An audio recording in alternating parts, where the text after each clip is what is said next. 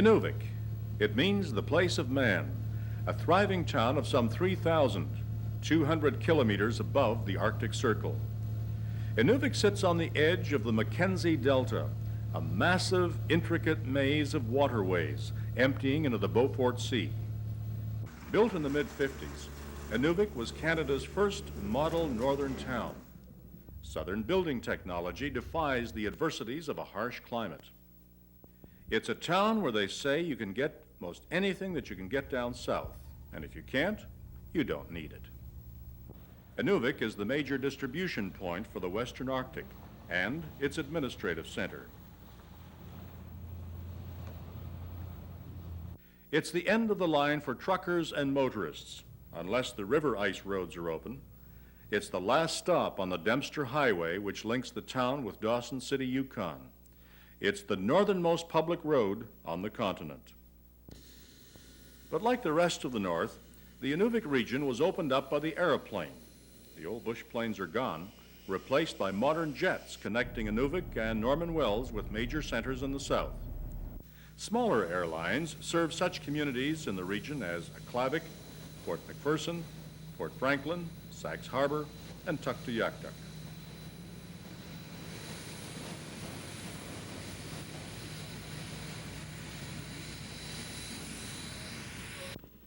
Tuk is the center of the region's oil patch. Esso, Gulf, Dome, and Shell are but some of the companies probing for oil and gas in the Beaufort. Getting the oil out of this inhospitable environment will be a formidable task, but most experts agree it's only a matter of time before the Arctic oil flows south.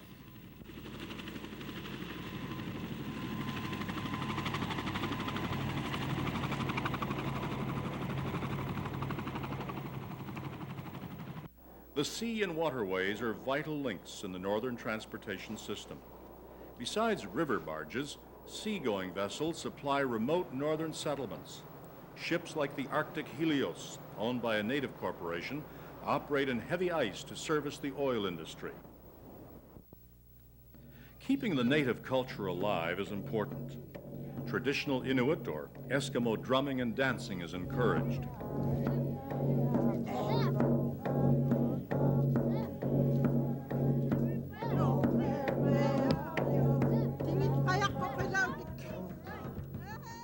Farther south, the Dene dance to a similar beat.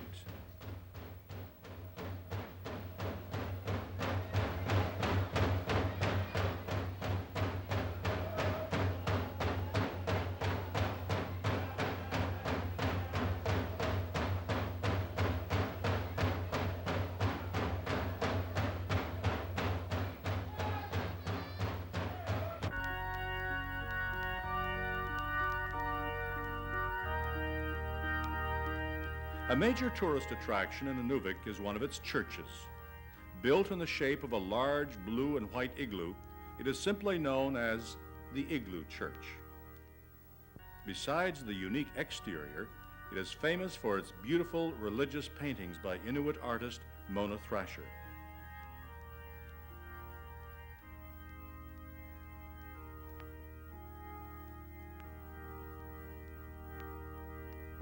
Although the Arctic tundra is on its very doorstep, visitors to Inuvik sometimes forget how far north they really are. Diners enjoy southern cuisine, caribou steaks, and marinated muskox in an elegant setting. And there's nightlife.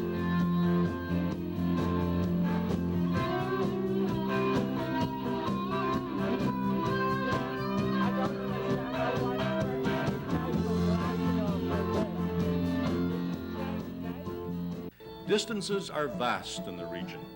Radio communications is the key to keeping in touch. Radio messages are daily features on the Canadian Broadcasting Corporation's Northern Service. Besides English, a great variety of native languages and dialects are heard on the air. The service reaches even the most isolated community.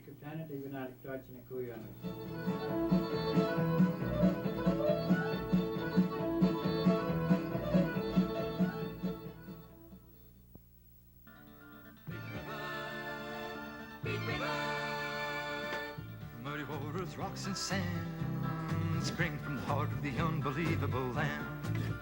She was born in the great Slave Lake, she'll die in Mackenzie Bay. But in between, she's a way of life for those of us who stay on the big river. This river's full of undercurrents, it's full of deadhead logs, but it's also...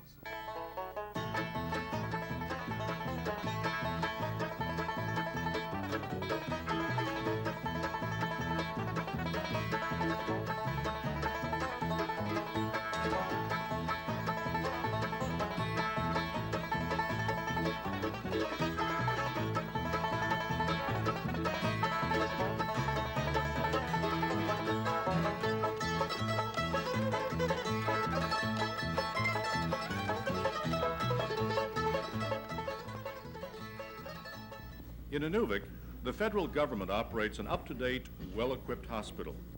But each community is served by a resident nurse. Doctors and dentists fly in on regular visits. The region is also justly proud of its schools. Students from some of the more remote settlements come to boarding school in Inuvik for their high school education. And it's here, in the school setting, that the various cultures of the region meet and mix. While the past is important, the region looks to the future. As it has for many decades, the North provides the eyes and ears of the continent's first line of defense. Soon, these eyes and ears will be even more sensitive. The distant early warning system is being modernized with the latest in high technology.